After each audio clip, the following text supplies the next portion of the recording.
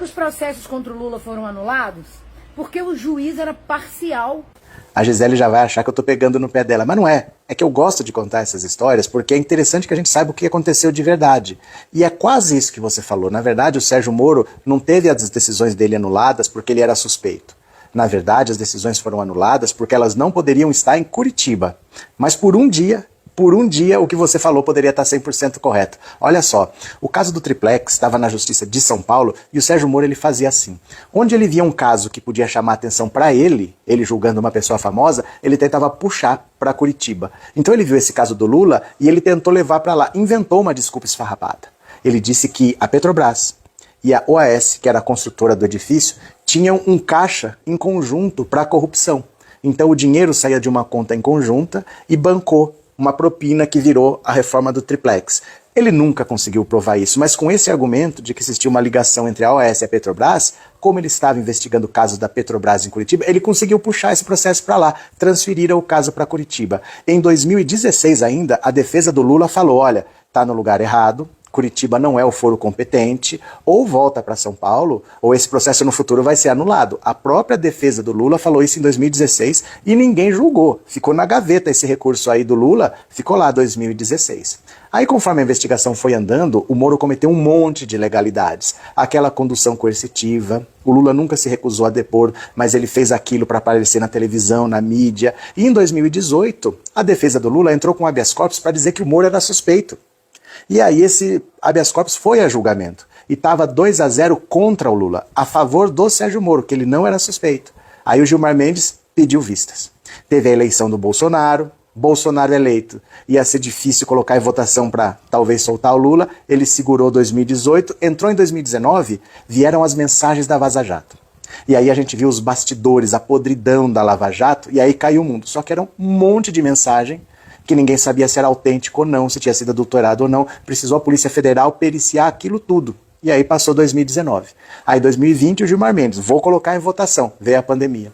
Aí não tinha mais sessão presencial. Passou 2020 também. Em 2021 ele falou, não, agora vai. Vai por videoconferência, mas vai. E aí estava marcado para o dia 9 de março o julgamento. No dia 8, o Fachin, por isso que eu falei que por um dia estava certo. No dia 8, o Fachin, que era lavajatista, quis salvar a pele do Sérgio Moro.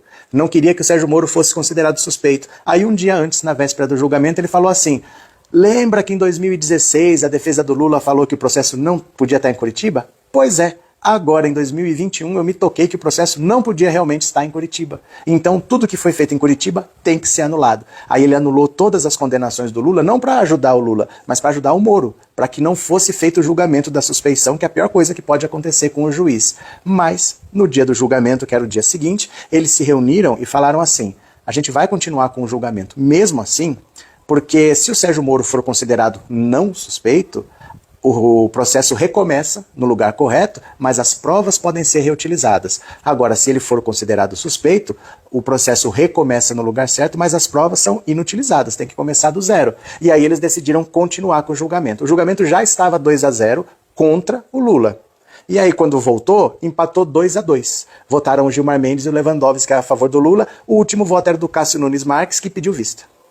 Aí ficou parado 2 semanas, voltou no dia 23. Quando voltou, o Cássio Nunes Marques votou contra o Lula e ficou 3-2 contra a suspeição do Sérgio Moro. Então o Sérgio Moro não era suspeito. Mas a Carmen Lúcia, que já tinha votado a favor do Sérgio Moro, eu vou refazer meu voto. Eu vou votar de novo, eu vou refazer meu voto. Aí ela mudou o voto dela e ficou 3-2 para o Lula, dando a suspeição. Mas o Lula já estava com as condenações anuladas desde o dia 8, quando o Fachin reconheceu que os processos nunca deveriam estar em Curitiba. Aí os processos foram para Brasília, só que chegaram lá sem provas, porque o Sérgio Moro era considerado suspeito. Aí o Ministério Público falou, olha, a gente tem que recomeçar o processo, mas não tem prova.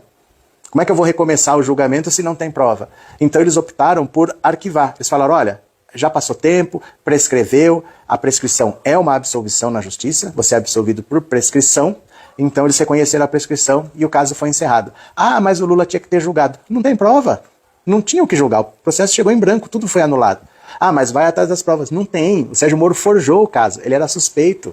Ser suspeito quer dizer que ele condenou Lula porque ele quis, não porque tinha provas. Então não tinha o que julgar. O caso do Triplex foi forjado pelo Moro e pelo Dallagnol. E o Ministério Público resolveu nem dar entrada porque não tinha mais o que investigar, não tinha prova. Falou, ó, reconhece a prescrição e acaba com isso. Então o Lula foi absolvido por prescrição e o Ministério Público não reabriu o caso porque o caso foi forjado, não tinha provas, não tinha nada. Por um dia, hein? Por um dia.